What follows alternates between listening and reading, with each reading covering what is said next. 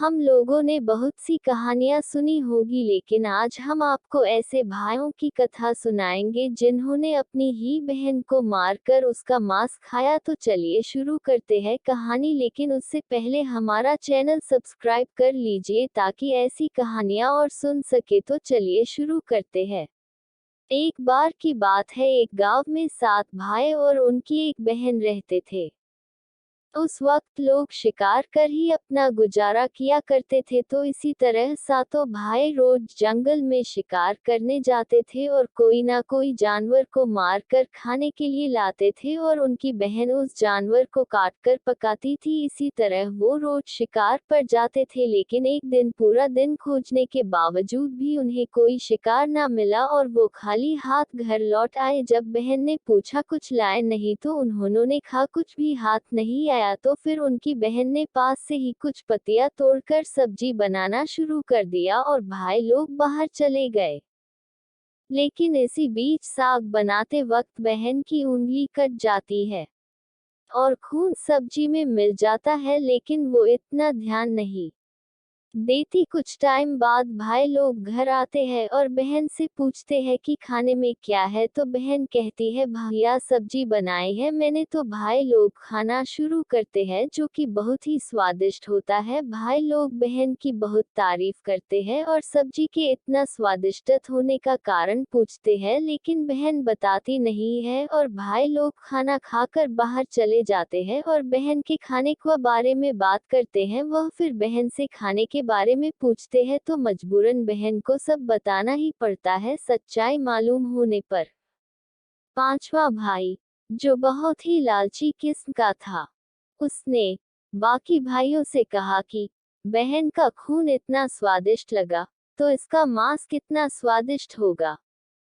ये बोलकर सभी भाइयों के बीच चर्चा करने लगता है। सबसे छोटे भाई को छोड़कर बाकी भाइयों ने राजकुमारी को मारकर उसका मांस खाने को राजी हो गए थे। मांस खाने की सोचकर उन सभी के मुंह से लार टपकने लगता है। स्वादिष्ट खाना खाने के लिए वे कितना लालची बन गए। तो उन लोगों ने अपनी बहन को मारने की योजना बनाई। उन लोगों ने कहा कि बहन, आज हम तुम्हें भी साथ लेकर जाएंगे। तो योजना के मुताबिक वो अपनी बहन को साथ ले गए।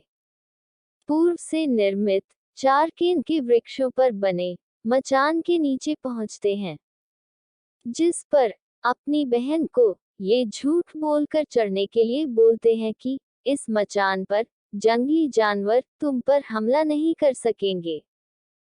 इस प्रकार सातों भाई अपनी बहन को मचान पर बैठाकर अपना अपना धनुष लेकर शिकार करने का ढोंग करके चले जाते हैं और अपने अपने तीर की धार तेज कर लेते हैं टोंगरी के ऊपर। सबसे पहले बड़ा भाई अपने तीर को चट्टान में धार करता है और अपनी बहन पर धनुष से निशाना लगाकर तीर छोड़ता है।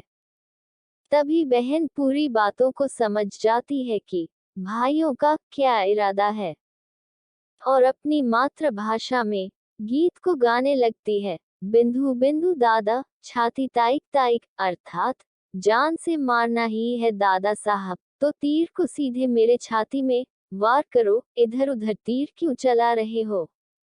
फिर सभी भाई बारी बारी से अपने तीर के धार को तेज करते हैं और बहन पर निशाना लगाकर तीरों को छोड़ते हैं। छहों भाइयों का निशाना खाली जाता है और सातवां भाई, जो सबसे छोटा था, वह तीर चलाने से इनकार कर देता है, क्योंकि उसे अपनी छोटी बहन से बहुत लगाव था और धनुष बाण चलाने में सातों भाइयों में सबसे निपुण था।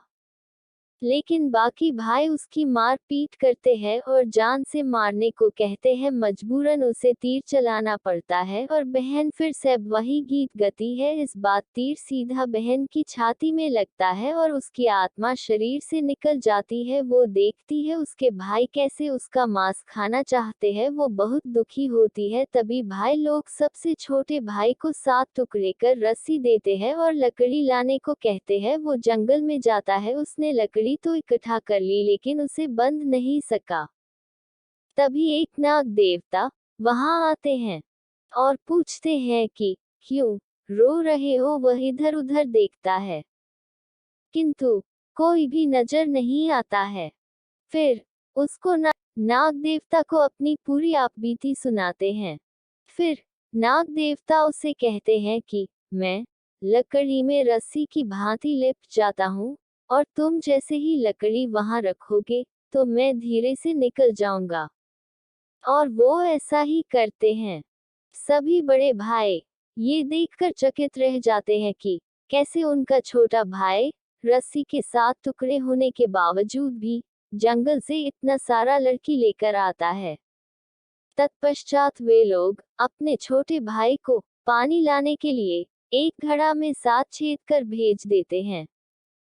छोटा भाई पानी लाने के लिए एक दाढ़ी छोटा कुआं में जाता है और घड़े में पानी भरता है, परंतु उसमें छेद होने के कारण सारा पानी गिर जाता है और वह वहीं बैठकर सोच सोच कर रोने लगता है कि बिना पानी के वापस जाऊंगा तो बड़े भैया लोग मारपीट करेंगे। तो कुएं की मेघ सारी बात सुनकर उससे कहते हैं कि हम लोग मटके के सारे छेद बंद कर देंगे, और जब तुम्हारे भाई तुम्हारी बहन का मांस खाएंगे तो मछली खाना। तो ऐसे वो पानी और मछली लेकर चला गया। भाई लोगों ने बहन का मांस पकाया, लेकिन छोटे भाई ने चुपके से पास में ही गड्ढा खोदकर बहन का मांस उसमें डाल दिया और मछली खाने लगा। और समय बीतने पर वहां बांस का एक बड़ा बुदा झुंड उगता है। इस घटना के वर्षों बाद एक भीख मांगने वाला जोगी उसी बांसौदा के पास से गुजर रहा था, और वह सुंदर सुंदर बांस के बुदा को देखकर सोचता है कि अगर इतने सुंदर बांस से बांसुरी बनाऊं। उसी क्षण बांस से आवाज आती है, न काट काट रे जोगी, ई तो लागे भैया रोपल बांस। जोगी फिर भी बांस को काटता है। इस बांसुरी से इतनी मधुर ध्वनि निकलती है कि जोगी जहां जहां भी इसे बजाता है, इसके ध्वनि से लोग मंत्रमुग्ध हो जाते थे।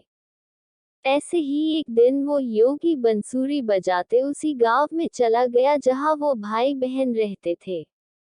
जब वो योगी उस बहन के बड़े भाई के घर गया तो वो बजी ही नहीं और कहने लगी, ना बाज रे केंद्रा, ई तो लगो मोर दुश्मन कर घर। ये सुनकर बड़ा भाई डर जाता है और उस योगी को घर से भगा देता है। इसी प्रकार जब वह योगी दूसरे भाइयों के घर जाता है तो वो बंसुरी वही गीत गाती है, ना बाज रे केंद्रा, ई तो लगो मोर दुश्मन कर घर। वह भी उसे घर से भगा देता है। सबसे अंत में जोगी छोटे राजकुमार के घर पहुंचता है। छोटे भाई के घर के आंगन में प्रवेश करते ही बांसुरी खुद ही बजने लगती है, जोर जोर से, बाजरे केंद्रा, ई तो लगो मोर छोट भैया कर घर। बड़ा ही मधुर मीठे स्वर का धुन सुनकर छोटा भाई चंद्राकर मोहित हो जाता है, और यह धुन सुनकर छोटे भाई से रहा नहीं गया और जोगी से बांसुरी की कीमत देकर उसे खरीद लिया और धूप दीपक जलाकर उसे एक आसन पर बड़े प्रेम से रख दिया। धीरे धीरे समय बीतता है और छोटा भाई अपने काम से कुछ दिनों के लिए बाहर गया। जब वह वापस लौटता है तो देखता है कि उसका कमरा बहुत सुंदर ढंग से सजा हुआ है और घर के सारे बर्तन अच्छी तरीके से रखे हुए हैं।